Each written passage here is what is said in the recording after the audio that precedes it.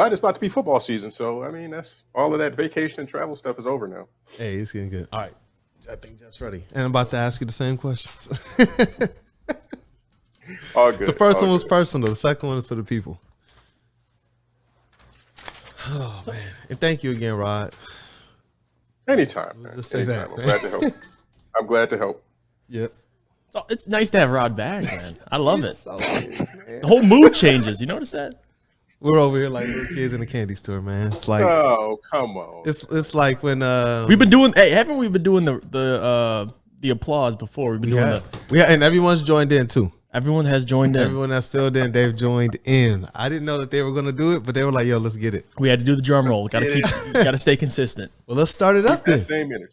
Yep, let's go. Let's start it up. What up, though, people? It's your boy Detroit Kool-Aid, and I am rocking out with Mr. Everything over here. Hey, Jeff Iafredi, listen, y'all, we got some news coming up, but I'll either let him spoil that or you guys will see coming up soon. I'm proud of him. I'm happy for him. And let's get a drum roll going because we got the legend back in the building. Jeff, let's go, bro. Hey, yo, it's been a few weeks, but we got Detroit News Rod Beard back. Bro, how's it going? It's been going. It's been, I won't even say slow motion. It's been fast motion because I've been all over the place and was in Vegas for the National Association of Black Journalists and took a family vacay week to Orlando last week that we had been planning all year. So finally got to get out and unplug and get some stuff done. But listen, man, that sounds like the life. That sounds like the way to do summer, honestly. Yeah. Especially with what we go through in winters here in Michigan. Especially, I remember your winter last year, man, on the beat. It was just something very, very, very interesting. Especially with that Snowmageddon that you had to battle to go down and get us that All-Star game coverage. You know what I mean? That All-Star weekend. It was crazy, man. I still think about that, man. He was like, listen, man, my flight got canceled. I was thinking about how to get there by train. Oh, my God. I swear he was even trying to figure out if there was some way to get there by boat from Boston to Cleveland.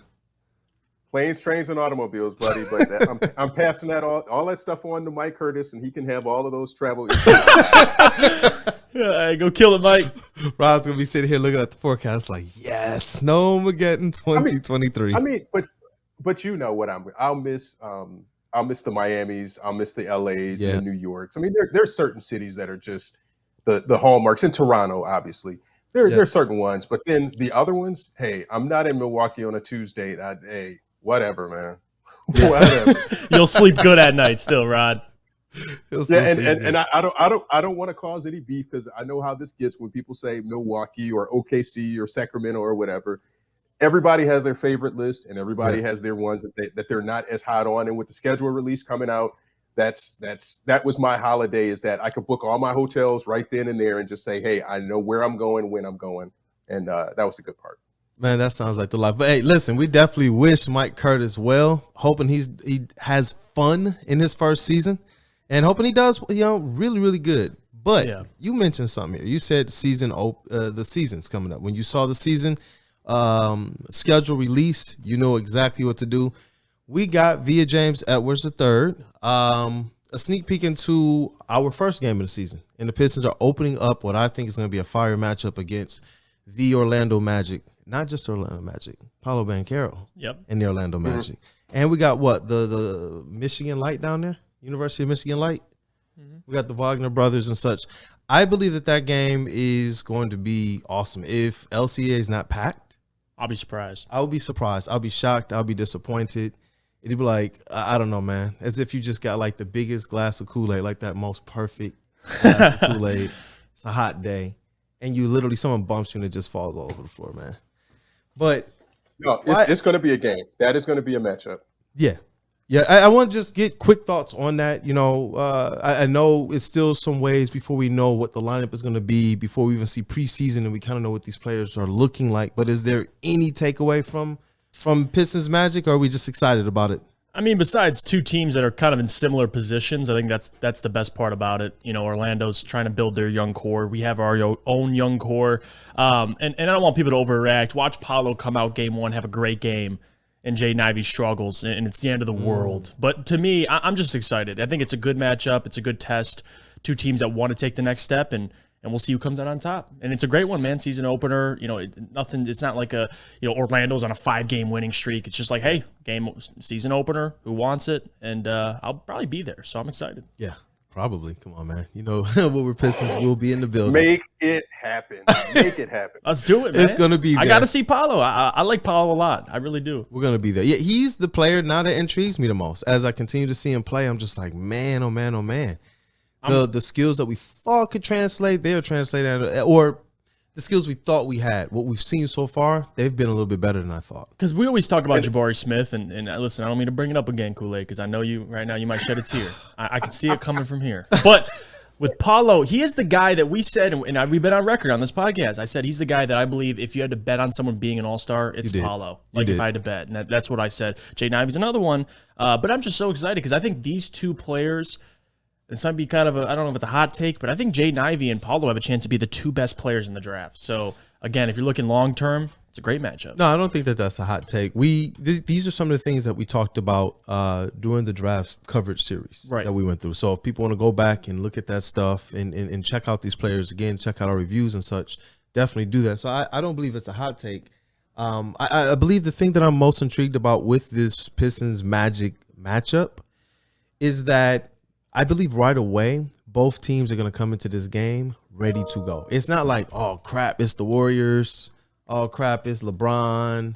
Or, all right, we got to punch up. Or, okay, it's a team that we think we can just run over, so they may come out a little flat. Who knows? I don't know. Right. This is a matchup where I believe that they're going to have this thing circled.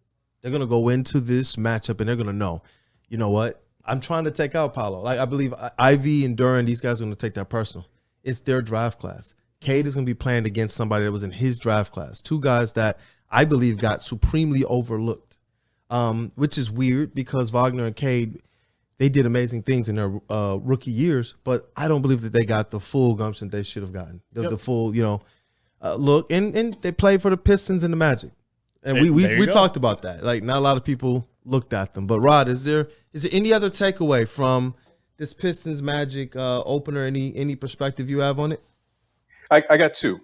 One, in Summer League, Paolo is a full 6'10" man with guard skills.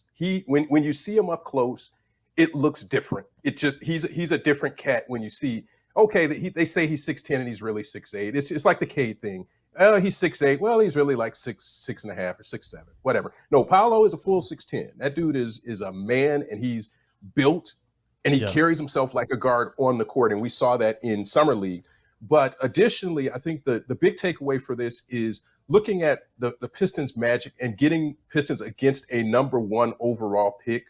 People will say they don't have a good, favorable schedule. It's not a nationally televised game, blah, blah, blah. But when you draw the opening game against the number 1 pick, all eyes are going to kind of be on you. It may not be on opening night with all of the big marquee games, but people will look and they'll want to see how Paolo did. And getting the Pistons is I think, a nod to say, hey, we see you. You're not a premier elite team yet, but we see you, and we're going to put you on the schedule and get some eyeballs on what you're able to do. And again, I think that plays the other way, too, when you look at Jaden Ivey, is, hey, the Pistons have made enough noise in the drafts in the past couple of years that they're deserving of some eyeballs, too. So I think this is a low-key marquee game that the league will look at, and fans who kind of know and see what the Pistons are doing and want to see the Magic, if they're taking that next step, that's something that's there too. And I mean, can you get Pistons fans excited about the Magic knowing that Saddiq had the 51 against? I mean, that's the other piece of this. Some storylines. True. This is a game with some storylines coming right out the gate. I mean, it's not last year where they played the Bulls in the first 2 games. They had a slow start out the gate. This really is, let's see which one of these teams can get off to a nice start in that first game. So we'll create a good matchup. I'm ready for Pistons basketball. Let's go. Let's go. I'm ready for it.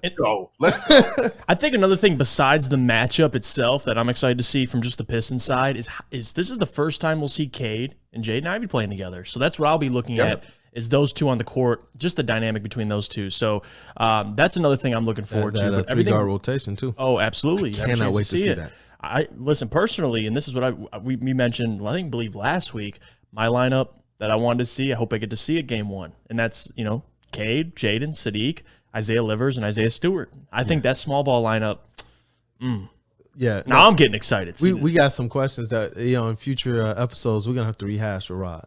There's some interesting questions. We needed your expert opinion on them. So we definitely going to get into that. But I think the other thing here with the Pistons and Magic is just Cade year 2. Just stepping out onto the court. I want to see the swag. I want to see just where his mentality is. If he's stepping out on that court with that straight up, this is mine. This is my home. And again, I want to take it. That's what I want to see, because I do want to see Saddiq come out and own. I want to see, obviously we want to see some of these other guys take steps forward. We're going to talk about what we want to see them do, biggest areas of improvements next. But with Cade, I just want to come see him step out there and not look like he's a guy trying to figure out now second year of the NBA. Right. I want to see him come out and just look like, this is my team. You're in my home.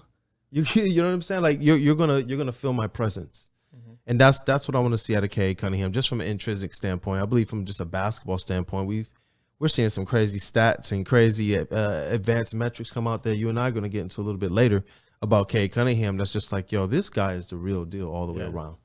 So now I just want to see him just look like it and know it even more. So have a good show, guys. And next week we'll try to get a little bit more in depth on some stuff. But I'm excited to see what the schedule is. And the thing to watch when this schedule is out is what that first 10 games looks like. If you get Magic, Houston, some winnable games, and the Pistons can get out to a good start, that's the big takeaway for me, is what does that first 10, maybe 15 games look like, and how many winnable games are in that first stretch? Because if they get off to a good start, I think that can be something that they can ride a little bit further into it. Oh, yeah, definitely. I agree 100% with that.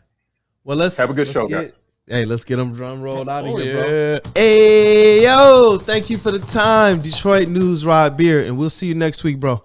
Thanks for having you back. It's been awesome. Yeah. All right, man, we'll Rod. check you out. All right, anytime. Hey, till next time. And you know what, man? He's dropping some heat. Just walked right into the door and was just like, hey, bang, bang, bang, bang, bang. Because I know that everybody's excited about the Pistons and the Magic, but have people even stopped to think about what is it that you're hoping to see? Like, what lineup are you hoping to see? Mm-hmm. What are you hoping to see from your players?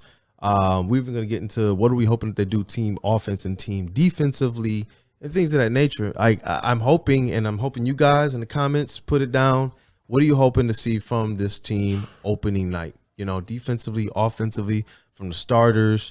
What rotations are you trying to see? What are you trying to see from the coaches? We're the one thing that we haven't really discussed a lot is, despite the fact that we are pro Dwayne Casey, we still need to see him take some improvements and some steps ahead as well. We need to see this team, and we'll see that through what this team is doing. And so all of that, I want to really get into it as we move into the biggest areas of improvement you hope to see the season from. And I'm going to start with Cade Cunningham. Opening night, what is it from Cade Cunningham that you're hoping is, from last year that you're hoping he has improved upon?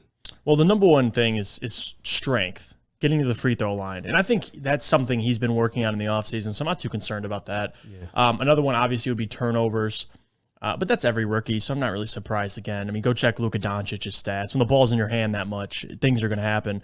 So those are probably the two things. But another thing that I'm looking forward to see, and something that we didn't, last year because of him, struggling, especially at the beginning of the season to get healthy, having that rough stretch, and then now taking off the second half of the season, it would have to be his efficiency numbers. Because, listen, I think Cade shot 31% from three last year. He's a much better three-point shooter. So it's really the efficiency numbers I'm looking at. What has he improved on? Because Cade is a guy that it's so hard for a guy like Cade because he's so complete and he has so much in his toolbox that it's not like the guy can significantly add more things. Obviously he can, but it's really, to me, it's the efficiency, it's the turnovers. Can you stay out of foul trouble? That's another thing I'm looking forward to seeing. But besides that, I expect Cade to come out and just be him. I mean, the guy played well last year, even just figuring himself out, getting his legs under him. So this year, he's healthy. He's going to come out. I know he's gotten a lot stronger, so that's really what I'm paying attention to. But those are the things, man. It's turnovers, foul trouble, efficiency numbers. And that's really it. Yeah. And I think he'll improve on all those things. Yep, and you hit the nail on the head with a lot of those things. The strength is something that we noted towards the end of last season. Yeah. And in Cade, in press conferences, Dwayne, in press conferences, they all stated strength is number one. I got to get these free throw calls. And if it's about making sure they know I'm getting fouled, then I got to get stronger. Remember, Shaq went through some of the same stuff. And we're not saying Cade Cunningham is Shaq. People, we're just stating that there are some players who in this league, they've been guards as well. Sometimes you just don't, they're harder to call. Cade Cunningham is not 6'3" point guard. He's a 6'6", 6'7" ball handler who looks skinny, but legitimately is bouncing people off of him. So how do you call that? I'm hoping this year the respect is there. And he moves it, and also another thing, he moves at his pace. Like, he moves at a different pace. And that type of pace, like, it's hard. Like, Luka Doncic is starting to get calls now, but it's not like Ja Morant or Jay Ivey flying in transition. You could see that foul. I mean, the guy's going 50 miles per hour. With Cade, this year I'm expecting, trust me. Like, last year we talked about it. If the man just got a couple free throws, he'd be at 20 points per game. Yep. That's the difference, man. That's how important free throws are, and that's what I think Jay Ivey's going to help him in his rookie year. If he can get to the free throw line, sheesh. Bro, 17.4 points per game, but he only took 2.6 free throws per game. Bro. You said took 2.6. He wasn't making. He made 2.2. That means that if this man, you have to understand something. If he just got one more shooting foul call a game, he's averaging 20 points a game. Think about that. Like that, my goodness. Yeah, they got to get that figured out. This is on Cade. Man, give that man one more. And it's on the NBA, man. They got to figure this out. He's too high-profile a player, and if they wanted him to go out there and prove that he is, he did that because he led the rookies in a lot. If he gets, like you said, if he gets to the free throw, if he gets to the free throw line one more time per game, and it's crazy, he's at 20 points because we talked about his on those efficiency numbers. Yeah, I'm gonna look up Jaden Ivey's. Can you please look up Jaden Ivey's usage rate? I have Cade's here. Jaden Ivey's usage rate from college, and we're going to talk about his free throw rate. And we know they're different players. Jaden Ivey's style is one that's going to attract foul calls. You can see when his speed or his momentum or his direction has been altered or changed. But do you have that there? Yeah, he has a 26.4% usage rate. Wow, so but it's his actually free throw rate was like 46%. Yeah, and that's why the whole argument, by the way, of him being ball dominant before the draft, just didn't make sense to me. Like, he has a 26%. He has the ball in his hands. But to your point, he's still getting to the free throw line. 46, that's crazy. On 26% usage percentage. Wait, no. I know Cade Cunningham's free throw rate is 0.163. Mm-hmm. That's 300 points, 330 points lower than Jaden Ivey's, bro. Over 30% lower. Yeah. But his usage rate, 28%. Well, let me think. Oh, here we go. 28% with Jeremy Grant, 27.7 without Jeremy Grant. So about 27 to 28%. But he's only getting to the free throw line 16% out of every free throw shot, out of every out of every field goal attempt. I don't understand that. That doesn't make sense. This man has the ball in his hands, and it's not like it's the usage rate as it relates to like a guard like Ricky Rubio, who he's not necessarily looking for his points. Cade Cunningham led all rookies in points, bro. He was looking for his and just wasn't getting the calls. So, yeah, as he gets stronger, as the NBA, I believe, recognizes, you know what, there's a little bit better that we have to do here, because they do. They go back, they review their games. I'm sure the Pistons have put in something. They might not tell us, but there's no way that you can go with your number one draft pick, their number one overall pick, having a 0.163% free throw rate. I'm going to look up LeBron's. I'm going to look up like LeBron's free throw rate and some others in their rookie season just to see if it was as low. But I would reckon to believe that Cade Cunningham's is lower than theirs, which, yeah. And I know we're trying to get through some of these other improvements, but for Cade, I believe this is a big one, man. That strength in free throws, that's a big one. The three-pointer doesn't really scare me as much. He showed improved three-point shooting as the season went on. Second half of the season, let's see what his three-point percentage was, if you could bring that up. He got better. Remember, Cade started off the year shooting historically awful. It was like historically bad. And as the season went on, his three-point and field goal percentage started to supremely raise. I was curious. I just wanted to look up Kevin Durant because his free throw attempts coming into the league, because a guy that he still is, he'll always be Slim Reaper. Guess how many free throw attempts he got his rookie year? How many? Almost 6 free throw attempts. Get out of here, dog. Get out of here. And dog. I get it, obviously he's bigger, but he's a perimeter player, a guy who isn't very strong. But again, it's just different. I mean, please find LeBron's, bro. Please. This is no, man. They're playing our guy. Like, I'm glad that he stated, let me get stronger. Let me force this. Let me force their hand. LeBron is the same, about 6 per game. So these guys are getting 6 per game. In LeBron's game and KD's game, I get LeBron, like, that guy's a freight train. So maybe in a way you get why he's getting to the line. But even KD, like, he ain't a freight train. Can we try, like, Ben Simmons? Yep. Let's try Ben Simmons. Ben Simmons attempted 4 per game his rookie year. So everybody's eating more than 1.5 more. Everybody's eating more than So Cade. he got the 2 free throws more a game that Cade needed to get to 20 points a game. And he averaged more points than Simmons. So, like, how many points did he average his rookie year? Simmons? Yeah. 15.8. One rookie year. 15. It was 15.88. How many field goal attempts for Simmons, bro? He attempted 12. Get the heck out of here, bro. Yeah. How did he get to like 1 to 2 more free throws a game? Cade attempted 16. That's the thing. Like, even LeBron and Kevin Durant both averaged 20 points in their rookie season, man. Like, 20 points on 6 free throw attempts. They're probably making 4 out of the 6, 5 out of the 6, whatever it is. That's 5 extra points, like, per game. And that's what Cade didn't have. If he ups his free throw, if he's getting to the free throw line more, which we saw him, he was trying. But if he got more calls his rookie year, the guy would have been easily 20 points per game. I mean, he was 17.4 with 2 attempts. So it just puts things in a perspective. It really does. There's still a lot to unlock with Cade, and it kind of gets me excited. That is true. But it's unfair, but I'm sitting here like, damn, it's the foundational 17 start. With only 2 attempts? You're right. It's the foundational start. If that's the start, then we know what we have. Yeah. It's not a player that has to rely on it. His numbers were not inflated by free throws. It's not like, well, he played on just a bad team. No, he hit about almost 32% of his threes. It's not world beater. You know, Jeremy Grant hit, 36%. Saddiq Bey hit about 35%. But I believe Cade was about 3rd out of really the regular rotation guys in terms of maybe 4th. 1, 2, 3. I think 4th on the team in free throw and 3-point percentage. And he was 2nd on the team in attempts behind Saddiq Bey. So that's even more crazy. Yeah, this team has to improve its 3-point. That's percentage. it right there, man. That's been the knock for some years now. Like, you need shooters. Yeah, with the turnovers, I think that's just the usage rate and the players he's playing with. I know the beginning of the season was choppy. Hit the rotations he was playing with continued to change. He was the focus on in every game defensively. Double teams. Like, took him some time to adjust to that as well in the NBA, but he wound up adjusting and looked absolutely fabulous with it. And you know what? More so than adjusting, I started seeing the same stuff we saw at Oklahoma for him.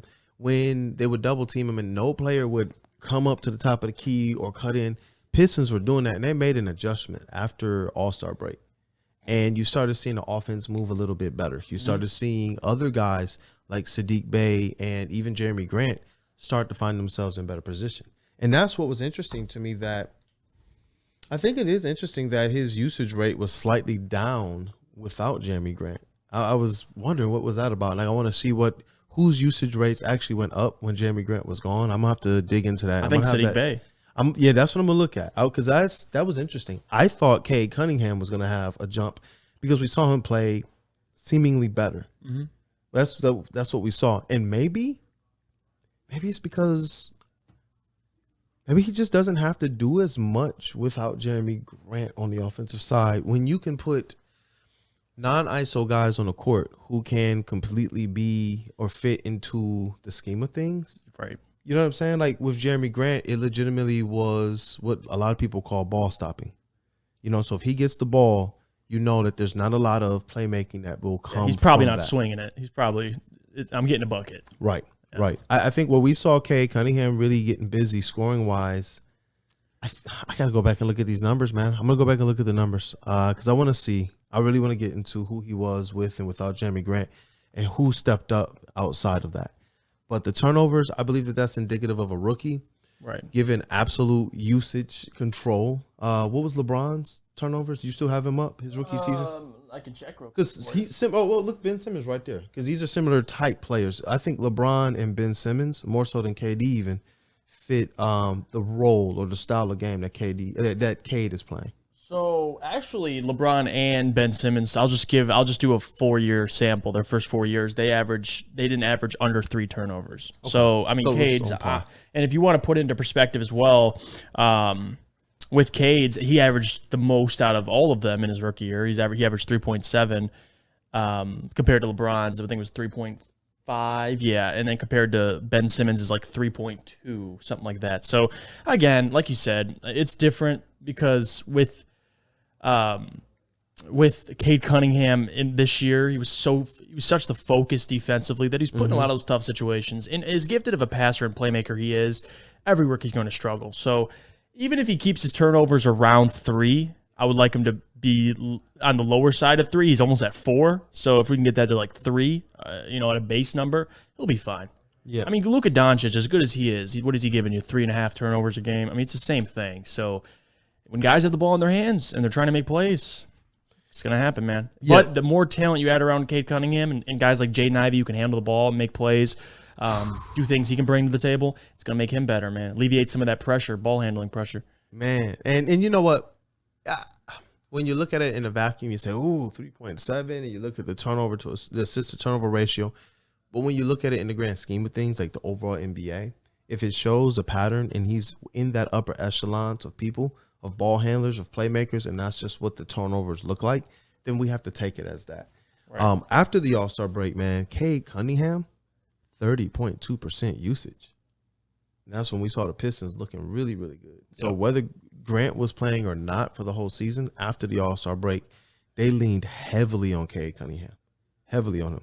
His turnovers per game during that same stretch were 3.9. So as it relates to the overall average, that's actually not that bad of a dip. It showed that as the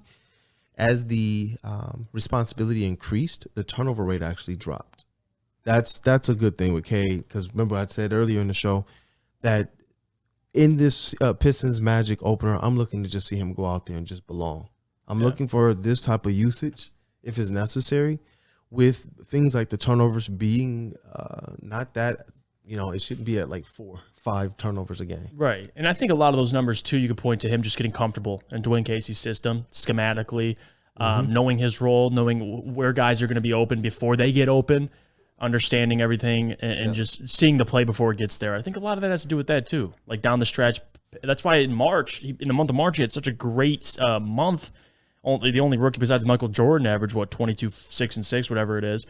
I mean, that's what you look at, is he got better as the season went on. So he's poised for an even better season this year. Yep. And it's interesting. Sometimes I wonder if the word is better or if it's just comfortable. Like, did he get comfortable? No, comfortable. Yeah, that's probably a better word for it.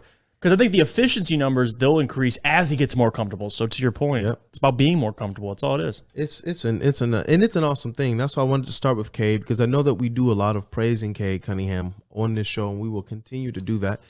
But there are also things that we're hoping that he naturally progresses with in his career. And obviously, 3-point shooting, if he can get to comfortable with what he does, how he shoots it. I'm comfortable with him at a 32, 33, but you would like to see that number a little bit higher. Like 35, 36. Yep, at least that Jeremy Grant range to be, hey, I know that more than 1 every 3 times. Almost, 1 out of 2, 1 out of 3, that's where you want to be. You don't want to be 1 out of 3, maybe 1 out of 4. And that's what you want out of Cade Cunningham. You don't want the defenses to shade up what they do. You want them to play honest on your number 1 players. With Saddiq Bey, man, let's move on. Saddiq Bey. What is the area of improvement you're looking for from him? And we're not going through the whole roster. We got a few guys here that we believe are part of the core that we're going to get on today. But with Saddiq Bey, bro. Dude, this one's easy to me. Defensively. I mention defensively? That's what he needs to improve on. Wait. I know physically. What's that right there? Oh, defensively. Defensively. No, but I mean, just talking about Saddiq, I know physically he has all the tools, but again, I saw this graphic the other day, and I can't remember who posted it, so that's my bad. But it was analytics basically saying the worst defenders in the NBA. And Trae Young's at the top. You have all the other guys that you could take advantage of. I'm sure Luka Doncic is up there. And then you see Saddiq Bey up there. Yeah. And it didn't make sense to me. Well, it makes sense to me, but looking at who Saddiq is and the player he is, like, he can be a way better defender. He can. And I think he absolutely, this year, I think he could take that next step. But to me, it's defensively. And another thing is consistency. Being able to shoot the ball, because you'll see nights where Saddiq is, 6 of 10 from deep, and then the next night he's 1 for 9. Like, that's something you got to work on. Again, you can have bad nights, off nights, but you can't have the inconsistency. You don't know what you're getting out of Saddiq from a night-to-night basis. But it's being more consistent to me, and it's being a better defender, man. Because if we talk about being interchangeable at the 3 or the 4, you ain't playing the 4 if you're that bad of a liability. That just ain't happening. Guys are going to take advantage of you, especially with size. I mean, what is Saddiq? Probably 6. He's going to be defending.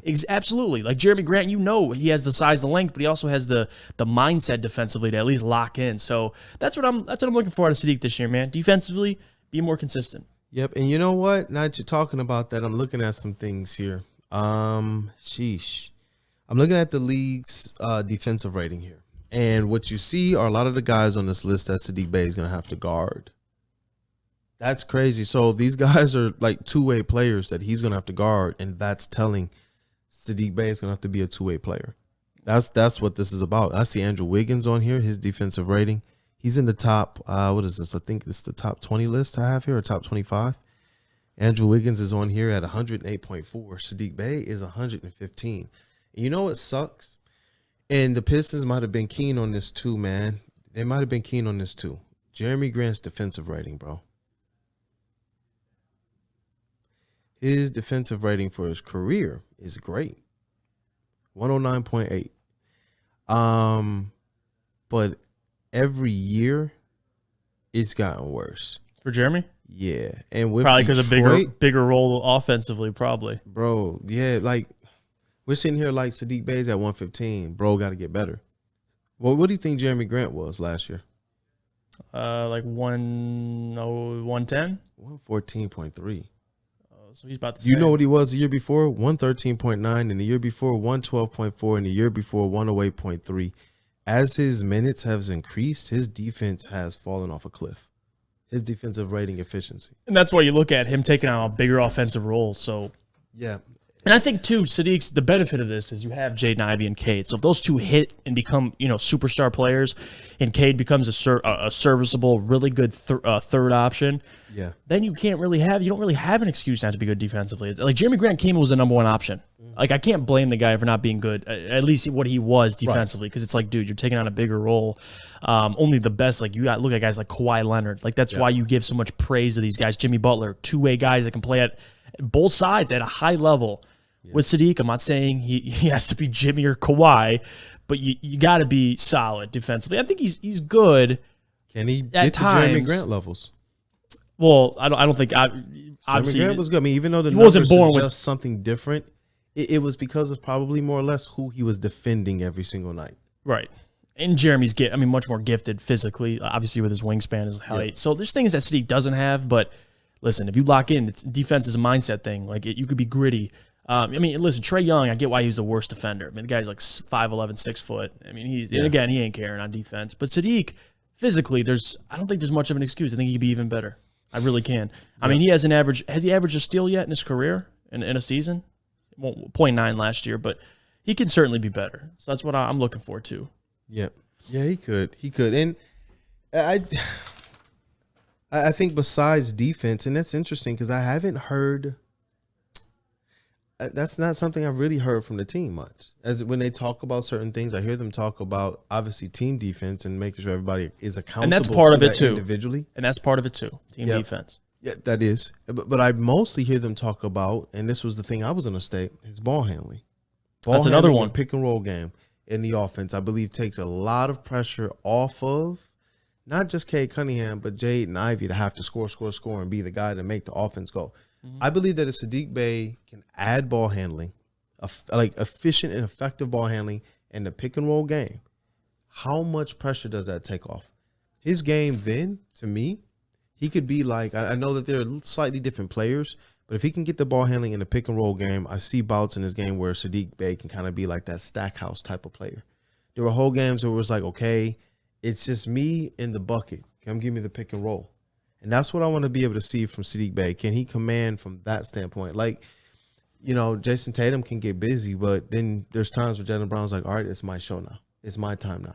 I was going to mention Jaylen Brown. That's another good comparison. That guy can run pick and rolls. Yep, that's score. That's what I'm talking about. And we talked about this before. It's not about if these players are exactly the same fit, but when they show a specific skill set and a trait, and the coach is stating we do want him, whether he's Jaylen Brown or any of these other players that we're mentioning or not, he should, at least in this progression, what the Pistons are hoping to see, him be able to run the pick and roll, him be able to handle the rock a little bit more efficiently. Because they've noticed he doesn't need a lot of space or time to score, which means if he can create for himself, then you can give Jaden Ivey, Cade Cunningham some more space to be comfortable and to operate, especially when you go into a situation where, you got that whole 3-guard rotation thing coming up. Saddiq Bey, all of a sudden, if he's in that lineup, is the 4. Can you please take the 4 man off the dribble? Can you get him into a pick and roll situation? Now you've even created a bigger mismatch out there on the court. Absolutely. That's the type of stuff that I'm hoping. Can you defend the 4? And then can you defend it? That's the other side. It's both ways, because that's the progression. Dwayne Casey said that. We want Saddiq Bey to be interchangeable at the 3 and at the 4. They don't look at this team as, well, he's just a 3, he's just a 4. Their guards need to be interchangeable. Some of their guards also need to be able to play the wings. Their 4s need to be interchangeable. Their wings need to be able to play up and down. They want some players that can guard all 5 positions. That's what we need out of Saddiq Bey. Versatility. We don't need the versatility. We don't. And I'm glad you mentioned defense first, because it wasn't even on my mind at first, because it's not something that you hear much of about Saddiq Bey. But I think that one honestly is the key. Yeah, it is. Defense is key. And I think another thing that's going to benefit the team also with Saddiq getting better at handling the ball and running pick and rolls, running a little bit of the offense, is when Cade or Jaden's off the floor and you have another guy. Like, it's important to have multiple guys on the floor. Like, that's why we are so excited for Jaden Ivey, is because it's going to be so beneficial for Cade that to have somebody else that can alleviate pressure from him and make plays, whatever it is, scoring the basketball, playmaking for others. And with Saddiq Bey, if you can add that into his game, like whether you're on the floor with Jaden or Cade, or someone gets, God forbid, someone gets injured, you now know Saddiq is a viable threat at all times. He doesn't have to be set up to score. He can score. And you saw that last year too. In the second half of the season, I mean, he was taking guys off the dribble in the mid-range, fadeaway, post-fadeaways. Like, he has a lot to his game he's unlocking, but it's time. You see him working in the offseason, man, working in Colorado, conditioning. Like, I think he's going to enter another zone this year. He's going to be even better. Yep, and I'm glad we started with these 2 players. I know we have more. We're going to get to them in future shows. Next week, we're going to get on Isaiah Stewart and Killian Hayes. Yep. But Cade Cunningham and Saddiq Bey, Saddiq Bey, he can get kind of lost in the shuffle of all the Ivy news and all the Duran talk and all of that. But Saddiq Bey is another person that I'm hoping year 3. Not year 2 for him, year 3. I hope I think I have a prediction. I think he's going to be the second option this year. I really do. And maybe I'm wrong when the season comes around, but I just don't see, and maybe he proves me wrong, I just don't see Jaden Ivey coming out and just, I'm the second option. Maybe he will be the following year. He will be for the future.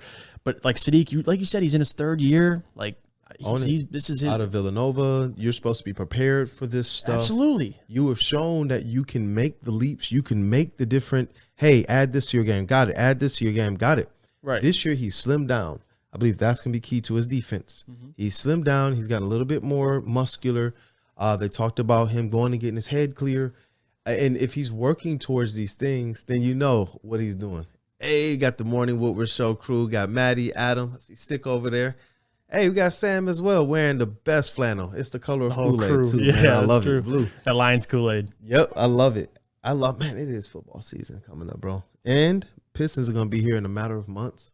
Cannot wait. Can't wait. Listen, y'all, we got a packed show for you next week as well. We're going to, like I said, Isaiah Stewart, Killian Hayes, Marvin Bagley. We're going to get on them next week. If we have the time, we're also going to get into the team defense, team offense, and the coaching staff as well. And we're going to get into the numbers of it. With the team offense and team defense, we're going to have the different ways that Cade Cunningham and Cole responded. And like you said, with Saddiq Bey, we're going to approach this as if options 1 and 2 need all the focus. And that's why we started with Cade and Saddiq Bey. I want to see how these guys are looking, how they're commanding, how they're leading. Saddiq Bey is older. Yes, he is older. He's a different maturity level than even a Jaden Ivey and a Jalen Duren. He's been here the longest too. Yep. Like he gets it. Yep. He gets it. Hey, look, you guys, let us know in the comments what's the biggest area of improvement, or what are you hoping to see from Cade Cunningham, from Saddiq Bey, as well as we can get it started for you guys early. Isaiah Stewart and Killian Hayes. What's the biggest area of improvement? And I like where your mind was at, man. Maybe we should go defensively and offensively for all these guys, because that matters. They're going to be asked. This is what are you asked to do, right? Absolutely. They're going to be asked to play defense as a team, offense as a team. Especially if you want to see the floor. Yep. That's how Dwayne works, baby. Well, look, y'all, Mr. Everything here. He got some work to go and handle, and it's like a lot of new stuff coming up for you, right? Yeah, no, I'm excited, man. But right. Don't worry, we'll still be continuing all Woodward Pistons from half court. I got Jeff and Gentry going on, but nothing changes. Just more things being added. I'm excited. Good thing. I'm excited. Hey, and shout out to Sean, man, from half court. Sean Murphy. Love you, Brody. The man. Can't wait, bro, Myth, for the the season. legend. Hey, it's coming up. In Downtown Deuce, congratulations to him. I know he was on the last pod as well, but just congratulations again on the birth of a child. Are you serious? Yeah. I didn't know that. You didn't know that? Man, Deuce. Man. Yeah, that's like, hey, tell is it a boy or a girl? Boy. Tell that boy Uncle Jeff coming. Yeah. Uncle Jeff, I want to see it. I got to see it, man. Boy, that's awesome. Listen, shout out man, Deuce. We got a baby Deuce. Yeah, no, that's so I'm just like, hey, that's dope. And I know, hey, shout out to the rest of our Table Talk crew as well. King, Lexi, man. Shout out to you guys, Carl, everybody else. There's a lot of different people that are involved. But listen, I love this place, Woodward Sports, Woodward Pistons. Hope you guys continue to tune in and support. And we're going to continue to bring you guys some content. Let us know what you're hoping to see in the future episodes. Hey, so next time, for Rob Beard and the Detroit News, for Woodward Sports, for Woodward Pistons, for Mr. Everything over here, Jeff Hire Freddy, I am Detroit Kool-Aid, and this is Woodward Pistons. Till next time.